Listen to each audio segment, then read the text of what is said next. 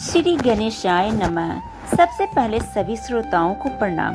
आज हम सुनने जा रहे हैं आश्विन मास की कृष्ण पक्ष की एकादशी, जिसे इंदिरा एकादशी कहा जाता है। इस व्रत का महत्व अत्यंत महान है। शास्त्रों में कहा गया है कि इस व्रत को करने से पितरों का उद्धार होता है और मनुष्य को स्वयं भी मोक्ष की प्राप्ति होती है। हे श्रोतागण, व्रत करने वालों को दशमी तिथि से ही नियम का पालन आरंभ करना चाहिए। दशमी के दिन प्रातःकाल स्नान कर शुद्ध आचरण करना चाहिए और उस दिन मांस, प्याज, लहसुन, तामसिक भोजन और अन्न का भी परित्याग करना चाहिए।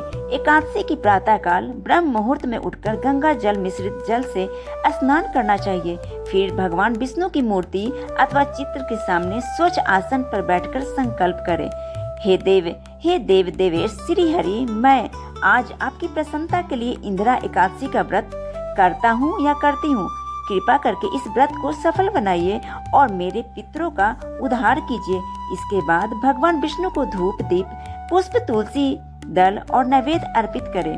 फिर धूप दीप के सामने बैठकर श्रद्धा से इंदिरा एकादशी व्रत कथा पढ़ें अथवा सुने।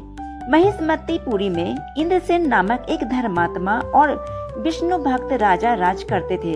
वे अपनी प्रजा के साथ सुख पूर्वक जीवन व्यतीत कर रहे थे और प्रतिदिन भगवान विष्णु का भजन करते थे। एक दिन राजा अपने राजसभा में बैठे थे, तभी आकाशवाणी हुई। आकाशवाणी से आवाज आई, हे राजन, मैं यमराज का दूत हूँ।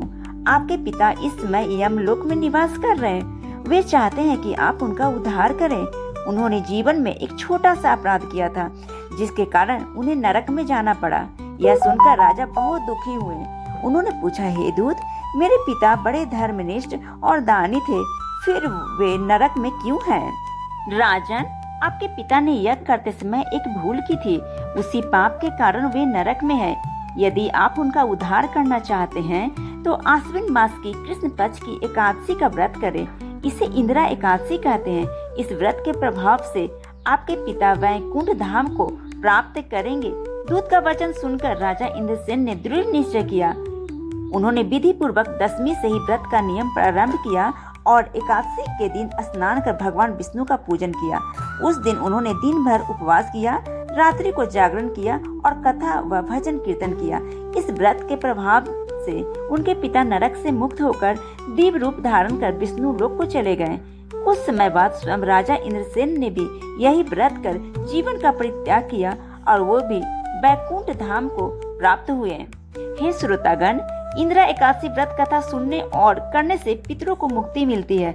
मनुष्य के समस्त पाप नष्ट हो जाते हैं और उसे वैकुंठ धाम की प्राप्ति होती है। जो भक्त श्रद्धा और भक्ति के साथ इस व्रत का पालन करता है, उसके 7 पीढ़ी के पितरों का उद्धार होता है। वीडियो को लाइक करना और कमेंट करना नहीं भूलें।